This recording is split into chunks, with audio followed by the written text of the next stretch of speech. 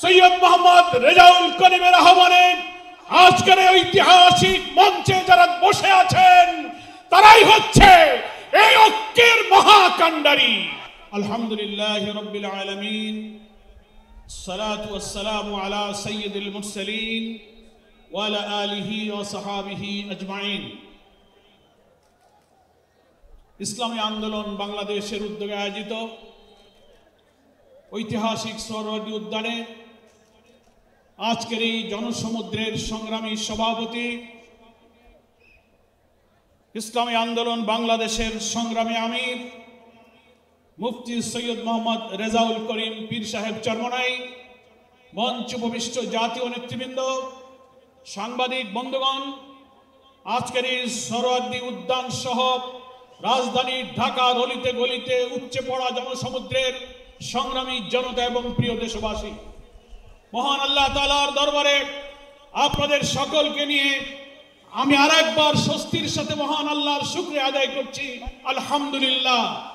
শুকরিয়া এই কারণে, বাংলাদেশের ইতিহাসে, রাজনীতির ইতিহাসে আজকের দিন এক ঐতিহাসিক দিন। কেন ঐতিহাসিক দিন? মুসলিম উম্মার নেতৃত্ব দানকারী দেশপ্রেমিক সকল ইসলামী দল, ব্যক্তিত্ব, স্কলারদের মধ্যে ভিন্নমত থাকা সত্ত্বেও আজকে একটি ঐতিহাসিক ঐক্যের যে পরিবেশ এবং সম্ভাবনা দেখা দিয়েছে, সৈয়দ মোহাম্মদ রেজাউল করিমের আহ্বানে আজকের ঐতিহাসিক মঞ্চে যারা বসে আছেন তারাই হচ্ছে এই ঐক্যের মহাকাণ্ডারী। সংগ্রামী ভাইরা আমার, আজকে নেতৃবৃন্দের উপস্থিতি এবং পীর সাহেবের সংগ্রামী ভূমিকায় তিনি আজকে নতুন ইতিহাসের স্রষ্টা হয়ে ইতিহাসে তার নাম স্বর্ণাক্ষরে লেখা থাকবে।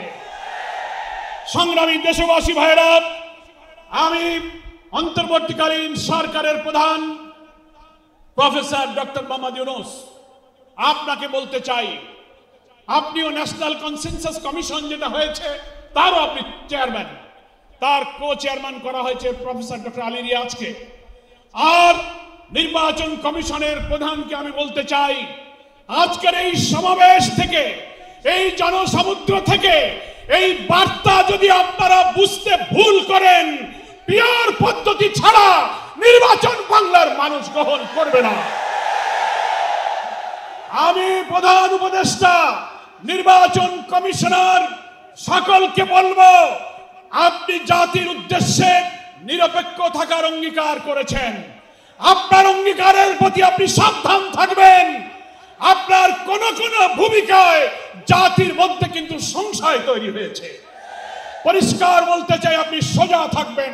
আমরা আমাদের জন্য, কোন দলের জন্য আপনার পক্ষপাতিত্ব চাই না। 2000 ছাত্র জনতার জীবন, হাজার হাজার মানুষের রক্ত, 17-18 বছরের মানুষকে ফাঁসি, অত্যাচার, জুলুম, রিমান্ড, ক্রসফায়ার দিয়ে আলেম ওলামা পীর মাশায়েখদের যে নির্যাতন করেছেন, সেই সংগ্রাম আমরা ব্যর্থ হতে দেব না।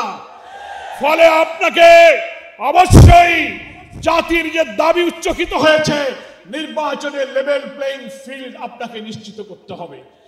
আপনি জাতির কাছে, জাতির উদ্দেশ্যে ভাষণে একটা কথা বলবেন, being a head of the government একটা কথা বলবেন, রাষ্ট্রীয় টেলিভিশনে একটা কথা বলবেন, কোন একটা দলের কাছে আলোচনায় গিয়ে সে কথা আপনি ভুলে যাবেন, এটা নিরপেক্ষতা ভঙ্গ হয়েছে। আপনাকে বলতে যে আপনি সোজা থাকুন। রাজনৈতিক সংলাপে আপনি দোষ করেননি, বৈঠক করার অধিকার সবার আছে, কিন্তু আপনি এক জায়গায় কথা বলে মত পরিবর্তন করবেন কেন? আপনাকে জাতির সামনে আসতে হবে, সকল দলের সাথে বসে আপনি বলবেন যে ভাই আমাদের এই অসুবিধা, আসুন আমরা সবাই মিলে এইটাই করি, আমরা রাজি আছি। কিন্তু আপনার এই ভূমিকায় প্রশ্ন তৈরি হয়েছে, আগামী 8-10 মাস পরে যদি নির্বাচন হয় আপনি সোজা থাকবেন কিনা? আপনাকে এই 8 মাসে নিরপেক্ষতার প্রমাণ আপনাকে দিতে হবে। আপনাকে নির্বাচনের আগে যে শর্ত, মানবতা বিরোধী গণহত্যাকারীদের বিচার অবশ্যই দ্রুত দৃশ্যমান করতে হবে। দিল্লিতে বসে দিল্লির তাবেদার শেখ হাসিনা এই বাংলাদেশকে আবার উস্কানি দিয়ে ভারতের সেবা দাসে পরিণত করার ষড়যন্ত্র করছে। অবিলম্বে নির্বাচনের আগে এই বিচার আমরা দৃশ্যমান দেখতে চাই।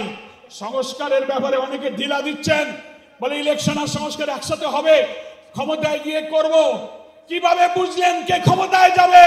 জনগণের ভোট আপনি পান, তারপরে আপনি ক্ষমতায় যাবেন।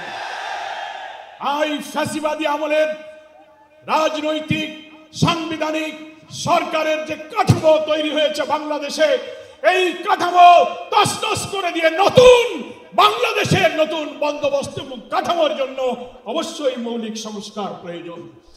এই প্রশাসনিক ব্যবস্থার মধ্যে আমরা নতুন কোন ফ্যাসিবাদ, নতুন কোন হাসিনার আমরা জন্ম দিতে চাই না।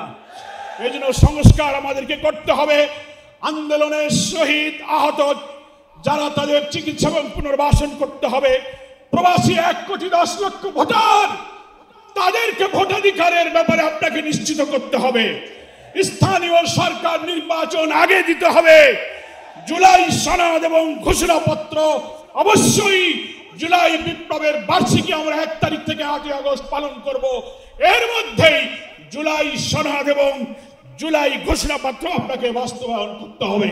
সংগ্রামী দেশবাসী, বাংলাদেশ জামাত ইসলামীর সংগ্রামী আমির ডাক্তার শফিকুর রহমান, তিনি পীর সাহেব চরমনাইকে এবং আপনাদের সহ সকল দেশবাসীকে জামাত ইসলামের পক্ষ থেকে সালাম এবং শুভেচ্ছা জানিয়েছেন।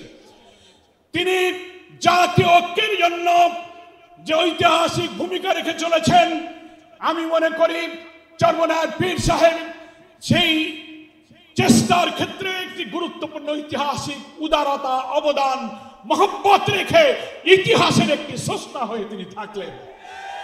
আগামী দিনে জাতীয় ঐক্যের মধ্য দিয়ে নতুন ফ্যাসিবাদের জন্মকে আমাদের ঠেকাতে হবে। আমরা এই ঐক্যের পেছনে চরমনায় পীর সাহেবের যে উদারতা, যে আন্তরিকতা, যে মহব্বত, তার মাধ্যমে তিনি যে গুরুত্বপূর্ণ ভূমিকা পালন করেছেন, আমরা দেখতে পাচ্ছি ইতিমধ্যেই বাংলাদেশের গ্রামে গঞ্জে, শহরে, নগরে, বন্দরে ওলামায়ে কেরাম, মুসলিম উম্মাহর নেতৃত্বদানকারী জনগণের এই ঐক্যের পরিবেশ দেখে, আজকে এক মঞ্চে দেখে গ্রামে গ্রামে ঐক্যের জোয়ার শুরু হয়েছে। আসুন ভেদাভেদ, ভিন্নমত পরিহার করে মুসলিম জাতি সত্তা মূল্যবোধ রক্ষার জন্য আল্লাহ তাআলার দ্বীনকে পার্লামেন্টে নিয়ে ন্যায় বিচার, সুশাসন, বৈষম্যহীন এক নতুন সমৃদ্ধ মানবিক বাংলাদেশ গড়ার জন্য আমরা ঐক্যবদ্ধ থাকব। সকলকে ধন্যবাদ। বাংলাদেশ জিন্দাবাদ। ওয়া মা তৌফিক ইল্লা বিল্লাহ। আসসালামু আলাইকুম ওয়া রাহমাতুল্লাহি ওয়া বারাকাতুহু।